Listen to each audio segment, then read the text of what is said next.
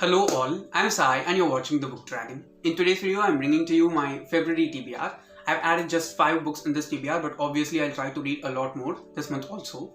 And the category of books that I've selected are a bit different this time. Usually I include a lot of fantasy books in my TBR. This time also there are fantasy books, but since February has Valentine's Day in it, I've included one romance novel and one young adult fantasy which has romance as one of its main elements. Apart from these 2 books, I have a middle grade science fiction novel, an adult grimdark fantasy, and a self-help book. So I've got many different genres covered within this TBR. So let's just try and see if I'm able to read all these books or not. Without any further ado, let's get into the TBR now. The first book in my TBR is Northern Lights by Phillip Pullman. This is the first book in the His Dark Materials trilogy. Now, this can be considered either as a fantasy trilogy or a science fiction trilogy as well, because it has both the elements present throughout the entire series. It deals with the story of a little girl named Lyra, who's 12 years old. She's an orphan and she lives in this college called Jordan College in Oxford. That's a place where many orphan children like her, are taken and they are educated and brought up. What happens one day is one of her best friends, he goes missing. It is said that he's kidnapped and Lyra wants to go and find her friend. It is also known to Lyra that he has been moved into London, and due to certain things that she does and the journey that she embarks, she starts from Jordan College and she ends up in the north, where she has to go and find her friend and rescue him. Now, there are multiple things which happen within this story that are going to shape the destiny of Lyra. I know many things about this first book mainly because I watched the first season of His Dark Materials, which has in HBO, so it's available in Hotstar Premium. I have not started the second season yet because I want to finish reading all the 3 books and then go on to the series and watch it from the beginning, because I don't want to spoil the books by watching the series. Also, I also think that the world will be even more immersive when it comes to reading these books, and this has been sitting on my shelf for quite a while now. It's been over 6 months since I bought this book. Also, this is one of those series which I added in my 2021 series TBR. That's one of the main reasons why I've included it in my TBR for this month, and I'll definitely end up reading this. The next book in my TBR is my most recent purchase by the time I'm filming this video, and it is the young adult fantasy with romance added as an important element to the story, which I talked about in the beginning itself, and it is Carry On by Rowell. Now, this is the first book in a trilogy as well. First, this was supposed to be a standalone book, and there is one sequel for it called Wayward Sun. Now, the cover of Wayward Sun is this one, and one of the main things which intrigues me the most in order to read this book is that even though it's young adult fantasy, it is whimsical as well as it is very, very dark from the description that I've got from many people. Also, one thing which makes me want to read this soon, because I have a lot more books which I bought very recently and I've not started reading them yet, but this is my most recent purchase, and I'm going to read this as soon in this month, in February itself, mainly because I've not at all heard even a single bad thing about this book at all. When it comes to fantasy books, especially young adult fantasy books, I've heard both positive and negative things from different people whom I follow over the internet, but this is one of those books which I have not at all heard anything negative about at all, and it is very, very rare that I find fantasy books, especially young adult books like that, in the internet, and this has been one of such books for me. I've also been wanting to read this for quite a while now. It's been 2 years since I've started wanting to read this one, and finally I've got my hands on it. Now I'm going to try and read it as quick as possible.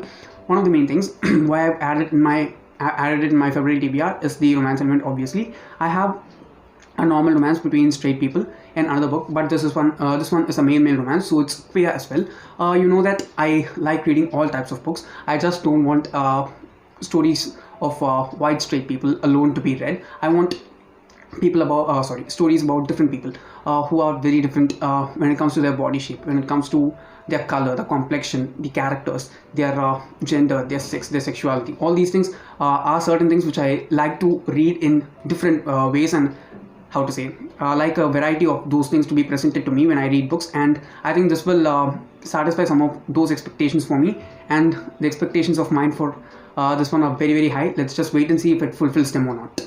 The next book is the grimdark adult fantasy that I was talking about, and it is Godsgrave by Kristoff. This is the second book in the Nevernight Chronicle, and I read the first book, Nevernight, in January, and it was my first physical book which I finished reading in 2021, and I should say I expected some things from Nevernight, and it presented me with totally different things than I expected, but I just loved it. Okay, I'll not say that I liked Nevernight because I just loved it. Okay, I didn't expect a grimdark adult fantasy to be so much entertaining. Okay, it is grimdark, okay, but it doesn't make you feel like depressed or sad in any way. It does make you sad at points, but it doesn't make you feel depressed or you have to place the book aside and take some rest and then go back to it. It's not at all like that. Okay, the character work as well as the world building are the two main things which I just loved in this series, mainly because though it's an adult grimdark series, the protagonist that we see, Mia, her character is a young adult character. She's just a 16-year-old person. Okay, so I thought that the series is going to struggle a lot because it has a young adult protagonist, but it's an adult series. So we are going to get the story from a young adult point of view with the same voice. Trust me, it is a young adult point of view. It is a young adult voice, but this world will just show you, this world of Nevernight will just show you how grimdark the series is. And also, the way in which J. Kristoff describes stuff is so ultra weird. Okay, it's not at all something that I've seen ever before in any book I've ever read. I can also say that it's definitely not a book or series for everyone out there, because some people might not like it. It'll even make you cringe at times, because there are certain lines and certain descriptions, certain comparisons that he does in order to show us how things work in this world. They are comical nonsense and totally cringy in some other ways, if you ask me. It's just according to your preference, if you ask me. Also, this is the only series, Nevernight is the only book that I've read so far which had a lot of footnotes. Okay, almost 1/10 of the book was just footnotes, and using those footnotes, the author tried to expand his world. That's what I liked a lot. There weren't any infodumps, but he just built the world in a proper way, if you ask me. And some of the footnotes were just random bits and pieces which are not that much necessary to the story, but they were comical and very well built in that way. I've also heard that if you like Nevernight, you're going to love Godsgrave and Downtown more.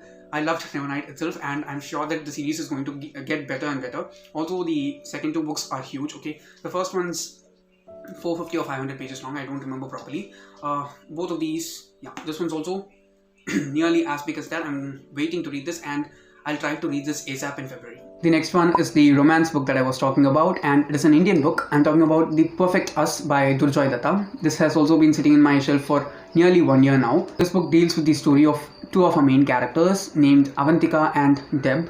Now, Avantika is an investment banker and Deb is a writer by profession. And the similar thing about these two people is that their life journey is the same, because they've been through all these things that they've been through together, and they've known each other for a very long time in their lives. They are also a bit similar in the character, because they don't like certain type of people and they do like certain other type of people. Now, just like in many romance stories, we do get an instant in which both of them are attracted together, but the female lead, Avantika, she's not that much interested in the romantic relationship with Deb right now, but Deb wants to get involved in a romantic relationship with her.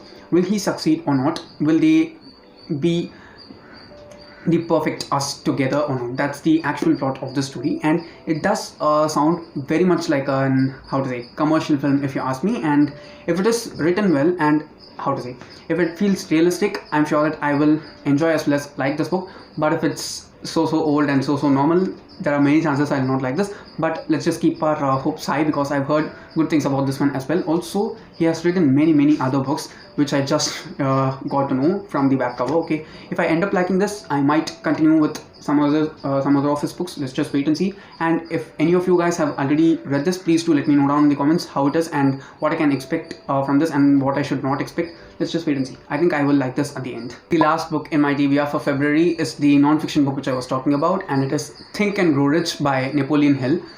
I've already started this book once last year, 4 to 5 months back, and I made my way through 1/3 of the book.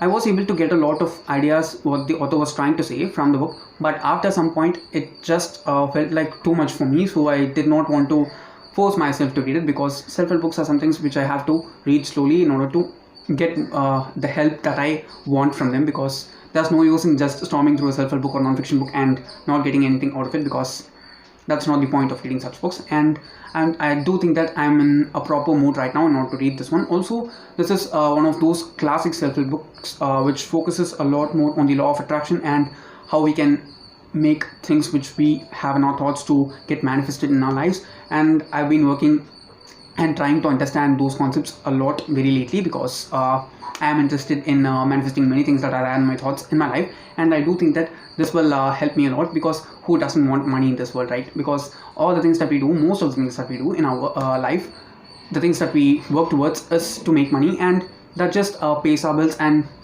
makes us live comfortable. So another thing which I wanted to say is, if any of you guys think that being money minded is wrong, it's not all wrong, because each and every person who is said to be money minded is the person who's going to pay his or her bills. So if anyone calls you money minded, please don't take that as a negative thing. Take it as a positive comment, and try to work on it further and become a better person in life. And I do think that I want to become much better in that sense, and I think this will help me a lot in doing that. Also, I have said last time that there are multiple things in this one which are tied in with the history of America during the Industrial Revolution. So I'm going to try and get some background from those things and then get into this one. Let's just wait and see if I end up reading it or not.